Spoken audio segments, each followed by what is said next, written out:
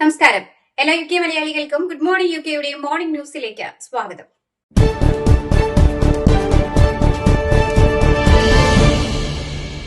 Iran യുദ്ധ സംഘർഷത്തിന്റെ പശ്ചാത്തലത്തിൽ എണ്ണവില വീണ്ടും കുത്തിനെ ഉയർന്നു. അടിയന്തര എണ്ണ ശേഖരത്തിൽ നിന്ന് റെക്കോർഡ് തോതിൽ എണ്ണ പുറത്തിറക്കുവാൻ രാജ്യങ്ങൾ തീരുമാനിച്ചിട്ടും വ്യാഴാഴ്ച എണ്ണവില ഉയർന്ന നിലയിലാണ്. ആസിയാൻ വ്യാപാരത്തിൽ ബ്രന്റ് ക്രൂഡ് വില ഏകദേശം 9% ഉയർന്ന ഒരു ബാരലിന് $100 മുകളിലെത്തി. വിതരണം സംബന്ധിച്ച ആശങ്കകൾ ഉയർന്ന സാഹചര്യത്തിലാണ് അന്താരാഷ്ട്ര ഊർജ്ജ ഏജൻസിയായ IEA 32 അംഗ രാജ്യങ്ങളും ചേർന്ന് അടിയന്തര ശേഖരത്തിൽ നിന്ന് 400 മില്യൺ ബാരൽ എണ്ണ പുറത്തിറക്കുവാൻ തീരുമാനിച്ചത്. അതേസമയം ഹോർമൂസ് കടലിടുക്ക് പ്രദേശത്ത് ആക്രമണം ശക്തമാകുന്ന പശ്ചാത്തലത്തിൽ എണ്ണവില ഒരു ബാരലിന് $200 വരെ ഉയരാമെന്ന് ഇറാൻ മുന്നറിയിപ്പ് നൽകി. US, ഇസ്രായേൽ അല്ലെങ്കിൽ അവരുടെ കൂട്ടാളികളുമായി ബന്ധമുള്ള കപ്പലുകൾ ലക്ഷ്യമിടുമെന്ന് ഇറാന്റെ ഇസ്ലാമിക് റവല്യൂഷണറി ഗാർഡ് കോർപ്സ് വക്താവും അറിയിച്ചു. ലോകത്തിലെ ഏകദേശം 5-1 എണ്ണ വിതരണം നടക്കുന്ന പ്രധാന സമുദ്രമാർഗമാണ് ഹോർമൂസ് കടലിടുക്ക്. അതിനാൽ അവിടുത്തെ സംഘർഷം ആഗോള സമ്പദ് വ്യവസ്ഥയ്ക്ക് വലിയ ആശങ്കയായി തുടരുകയാണ്. പ്രധാനമന്ത്രി KS സ്റ്റാമർ അമേരിക്കൻ അംബാസഡറായി ലോർഡ് മാൻഡേഴ്സിനെ നിയമിക്കുന്നതിന് മുമ്പ് ജെഫ്രി എപ്സ്റ്റീനുമായുള്ള ബന്ധം സൽപീരിന് ഭീഷണി ഉയർത്തുമെന്ന മുന്നറിയിപ്പ് ലഭിച്ചിരുന്നുവെന്ന് സർക്കാർ പുറത്തുവിട്ട രേഖകൾ വ്യക്തമാക്കുന്നു. 2008 എപ്സ്റ്റീൻ കേസിൽ കുറ്റക്കാരനായി വിധിക്കപ്പെട്ടതിന് ശേഷവും മാൻഡേഴ്സനും എപ്സ്റ്റീനും തമ്മിലുള്ള ബന്ധം തുടരുകയായിരുന്നുവെന്നാണ് സർക്കാർ പുറത്തുവിട്ട രേഖകളിൽ പറയുന്നത്. നിയമനവുമായി ബന്ധപ്പെട്ട പരിശോധനാ നടപടികൾ വേണ്ടത്ര കർശനമായിരുന്നില്ലെന്നും ഈ സംവിധാനത്തിലെ ദൌർബല്യങ്ങൾ പരിഹരിക്കുവാൻ സർക്കാർ ഇതിനോടകം നടപടികൾ തുടങ്ങിയിട്ടുണ്ടെന്നും പ്രധാനമന്ത്രിയുടെ ചീഫ് സെക്രട്ടറി പറഞ്ഞു. കഴിഞ്ഞ സെപ്റ്റംബറിൽ മാൻഡേഴ്സനെ യുഎസിലെ ബ്രിട്ടീഷ് അംബാസഡർ സ്ഥാനത്ത് നിന്ന് നീക്കവും ചെയ്തിരുന്നു. ജെഫ്രി എപ്സ്റ്റീനുമായി അദ്ദേഹത്തിനുണ്ടായിരുന്ന അടുത്ത സൌഹൃദത്തിന്റെ വ്യാപ്തിയെക്കുറിച്ചുള്ള പുതിയ വെളിപ്പെടുത്തലുകളാണ് ഈ തീരുമാനത്തിന് കാരണമായത്. ഇപ്പോൾ പുറത്തുവിട്ട 147 പേജുള്ള രേഖകൾ അദ്ദേഹത്തിന്റെ നിയമനവുമായി ബന്ധപ്പെട്ട ആദ്യഘട്ട രേഖകളാണ്. കൂടുതൽ രേഖകൾ പിന്നീട് പ്രസിദ്ധീകരിക്കും. രാജ്യത്തെ പെട്രോൾ, ഡീസൽ, ഇന്ധന നികുതി ഇളവ് സെപ്റ്റംബറിൽ പിൻവലിക്കുവാനുള്ള തീരുമാനം പുനഃപരിശോധിക്കുമെന്ന് പ്രധാനമന്ത്രി KS സ്റ്റാമർ അറിയിച്ചു. 2022 റഷ്യ-ഉക്രൈൻ യുദ്ധത്തിന് പിന്നാലെ ഇന്ധന നികുതിയിൽ നൽകിയ 5 പെൻസ് ഇളവ് 6 മാസം കൊണ്ട് പിൻവലിക്കുവാനാണ് സർക്കാർ പദ്ധതിയിട്ടിരുന്നത്. എന്നാൽ മധ്യപൂർവേഷ്യയിലെ സംഘർഷവും പ്രത്യേകിച്ച് ഇറാനുമായി ബന്ധപ്പെട്ട സംഭവ വികാസങ്ങളും പരിഗണിച്ച് സാഹചര്യം വിലയിരുത്തുമെന്ന് പാർലമെന്റിൽ പ്രധാനമന്ത്രി വ്യക്തമാക്കി. അമേരിക്കയും ഇസ്രായേലും ഇറാനെതിരെ ആക്രമണം ആരംഭിച്ചതു മുതൽ ഇന്ധനവില വർധനവിനെതിരെ പ്രതിപക്ഷ പാർട്ടികൾ ഇന്ധന തീരുവ കുറച്ച് നടപടി നിലനിർത്തുവാനുള്ള പ്രചാരണം ശക്തമാക്കിയിരുന്നു.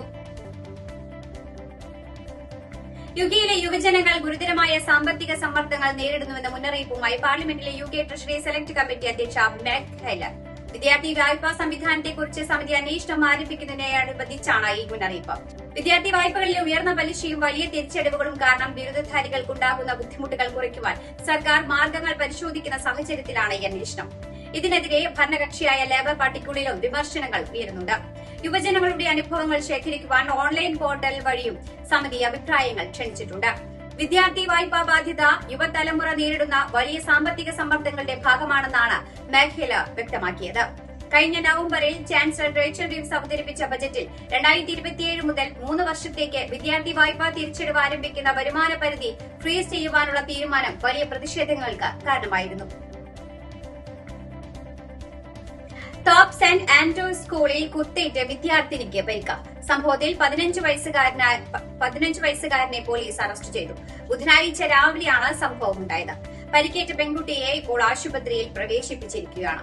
സംഭവത്തെ തുടർന്ന് സ്കൂളിൽ അടിയന്തര ലോക്ഡൌൺ പ്രഖ്യാപിക്കുകയും രാവിലെ ഏകദേശം 10:20 വിദ്യാർത്ഥികൾക്ക് ഫോണുകൾ ഓഫ് ചെയ്ത് ഡെസ്കിന് താഴെ ഒഴിക്കുവാൻ നിർദ്ദേശം നൽകുകയും ചെയ്തതായി റിപ്പോർട്ടുകളുണ്ട്. ഡോൾഫോഗ് പോലീസ് നടത്തിയ തിരച്ചിലിന് ശേഷമാണ് പ്രതിയെ പിടികൂടിയത്. ഗുരുതരമായ പരിക്കുണ്ടാക്കുവാനുള്ള ഉദ്ദേശത്തോടെയുള്ള ആക്രമണം നടത്തിയെന്ന സംശയത്തിലാണ് ഇയാളെ പോലീസ് അറസ്റ്റ് ചെയ്തത്. ചോദ്യം ചെയ്യലിനായി പ്രതിയെ പോലീസ് ഇൻവെസ്റ്റിഗേഷൻ സെന്ററിലേക്ക് കൊണ്ടുപോയതായി അറിയിച്ചു. സംഭവത്തെ തുടർന്ന് സ്കൂളിനടുത്തുള്ള ലോണ്ടറി ലൈൻ താൽക്കാലികമായി അടച്ചിടുകയും സ്കൂൾ പരിസരത്ത് പോലീസുകാർ പരിശോധന നടത്തുകയും ചെയ്തു. യുകെയിലെ വടക്കൻ പ്രദേശങ്ങളിൽ ശക്തമായ കാറ്റ് വീശിയടിക്കാമെന്ന മുന്നറിയിപ്പ് നൽകി മെറ്റ് ഓഫീസ്. കാറ്റിനെ തുടർന്ന് ഗതാഗത തടസ്സങ്ങൾ ഉണ്ടാകാമെന്നും മുന്നറിയിപ്പിലുണ്ട്. Scotland, Northern Ireland, North England, North Wales, North Midlands എന്നിവിടങ്ങളിൽ ഇന്ന് യെല്ലോ അലർട്ടും പ്രഖ്യാപിച്ചിട്ടുണ്ട്. ചില ഭാഗങ്ങളിൽ മണിക്കൂറിൽ 50 മുതൽ 60 മൈൽ വരെ വേഗതയുള്ള കാറ്റും ചിലപ്പോൾ 70 മൈൽ മുതൽ കാറ്റും അടിക്കുവാൻ സാധ്യതയുണ്ടെന്ന് അധികൃതർ അറിയിച്ചു. കനത്ത മഴയോടുകൂടിയ തണുത്ത കാറ്റ് സൌത്ത് ഭാഗത്തേക്ക് നീങ്ങുന്നതാണ് ഈ സാഹചര്യത്തിന് കാരണം. ബക്കിംഗ്ഹാം കൊട്ടാരത്തിൽ നടത്തുന്ന റോയൽ ഗാർഡൻ വിരുന്നിൽ പങ്കെടുക്കുവാൻ ഒരു മലയാളിക്ക് അവസരം. ചാൾസ് രാജാവടക്കം രാജകുടുംബത്തിലെ അംഗങ്ങൾ പങ്കെടുക്കുന്ന ഈ വിരുന്നിൽ എല്ലാ വർഷവും 30,000-ത്തിലധികം അതിഥികളാണ് പങ്കെടുക്കാറുള്ളത്. ഇത്തവണ രാജകുടുംബത്തിനോടൊപ്പം ചെലവഴിക്കുവാനുള്ള അസുലഭ അവസരം ലഭിച്ചത് UK മലയാളി സമൂഹത്തിനിടയിലെ സജീവ പ്രവർത്തകനും അനസ്തെറ്റിക് കൺസൾട്ടന്റുമായ ഡോക്ടർ ബിജു പെരിങ്ങത്തറയ്ക്കാണ്. മെയ് 8-ന് വൈകുന്നേരം നടക്കുന്ന വിരുന്നിലേക്ക് ഡോക്ടർ ബിജുവിനെ ക്ഷണം ലഭിച്ചത് അദ്ദേഹത്തിന്റെ സേവന മേഖലയ്ക്കുള്ള അംഗീകാരം കൂടിയാണ്. കഴിഞ്ഞ 16 വർഷമായി UKയിലെ കമ്മ്യൂണിറ്റി പ്രവർത്തനങ്ങളിൽ നടത്തുന്ന സജീവ ഇടപെടലും ചാരിറ്റി പ്രവർത്തനങ്ങളും വിലയിരുത്തിയാണ് ക്ഷണം ലഭിച്ചിരിക്കുന്നത്. 2022-25 കാലയളവിൽ യുഗ്മ ദേശീയ പ്രസിഡന്റായി പ്രകടനം കാഴ്ചവെച്ച Biju Peringathara Yugma south west regional president, റീജിയണലിൽ നിന്നുള്ള ദേശീയ സമിതി അംഗം എന്നീ നിലകളിലും പ്രവർത്തിച്ചിട്ടുണ്ട്. Buckingham NHS consultant, anaesthetic and director of critical care ആയാണ് അദ്ദേഹം ഔദ്യോഗിക ജീവിതം നയിക്കുന്നത്. പോർട്സ്മൌത്തിൽ മലയാളി യുവാവിനെ മരിച്ച നിലയിൽ കണ്ടെത്തി. കോട്ടയം സ്വദേശിയായ മിഥുൻ ചന്ദൻ എന്ന യുവാവിനെയാണ് കഴിഞ്ഞ ദിവസം വൈകുന്നേരത്തോടെ മരിച്ച നിലയിൽ കണ്ടെത്തിയത്. 10 വർഷം മുമ്പ് സ്റ്റുഡന്റ് വിസയിൽ UKയിലെത്തിയ മിഥുൻ പഠനത്തിന് ശേഷം ജോലി കണ്ടെത്താനാകാതെ നാട്ടിലേക്ക് മടങ്ങിയിരുന്നു. തുടർന്ന് നാട്ടിലെത്തി വിവാഹിതനായ മിഥുൻ നഴ്സായ ഭാര്യയ്ക്ക് പോർട്സ്മൌത്ത് ക്വീൻ അലക്സാണ്ടർ ഹോസ്പിറ്റലിൽ ജോലി ലഭിച്ചതോടെയാണ് 2.5 വർഷം മുമ്പ് വീണ്ടും UKയിലെത്തിയത്. 2 മാസം മുമ്പ് വീട്ടിൽ അസ്വസ്ഥനായ മിഥുൻ പിന്നീട് പോലീസ് നിർദ്ദേശത്തെ തുടർന്ന് പോർട്സ്മൌത്തുള്ള സൌഫി എന്ന സ്ഥലത്ത് ഏകനായി താമസിക്കുകയായിരുന്നു എന്നാണ് വിവരം. ഏതാനും മാസങ്ങൾക്കിടയിൽ വിസ പുതുക്കേണ്ട സാഹചര്യം എത്തുമ്പോൾ തനിക്ക് അതിന് സാധിച്ചേക്കില്ല എന്ന ആശങ്ക മിഥുൻ പ്രകടിപ്പിച്ചതായി അടുത്ത സുഹൃത്തുക്കൾ പറയുന്നുണ്ട്. സംസ്കാരം സംബന്ധിച്ച വിവരങ്ങൾ പിന്നീട് അറിയിക്കുമെന്ന് സുഹൃത്തുക്കൾ പറഞ്ഞു. ഉണ്ണികൃഷ്ണൻ പോറ്റിയുടെ പരാതിയിൽ വിശദീകരണവുമായി മുൻ മന്ത്രി കടകംപള്ളി സുരേന്ദ്രൻ. തനിക്കെതിരെ ഉയർന്ന സാമ്പത്തിക ഗൂഢാലോചനാരോപണം അടിസ്ഥാനരഹിതമാണെന്നാണ് കടകംപള്ളി സുരേന്ദ്രന്റെ വിശദീകരണം. പോറ്റി നൽകിയ പരാതിയിൽ പ്രതിഭ എന്ന ഒരാളുമായി ചേർന്ന് താൻ ഗൂഢാലോചന നടത്തിയെന്ന ആരോപണമുണ്ടെങ്കിലും ആരാണിതെന്ന് പോലും വ്യക്തമാക്കിയിട്ടില്ലെന്ന് കടകംപള്ളി പറഞ്ഞു.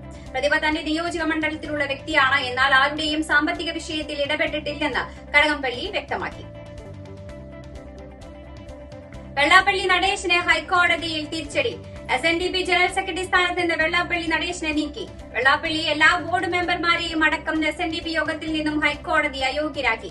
പ്രൊഫസർ സാനു മാസ്റ്ററും സംരക്ഷണ സമിതി ചെയർമാൻ അഡ്വക്കേറ്റ് S ചന്ദ്രസേനയും നൽകിയ ഹർജിയിലാണ് കോടതി ഉത്തരവ്.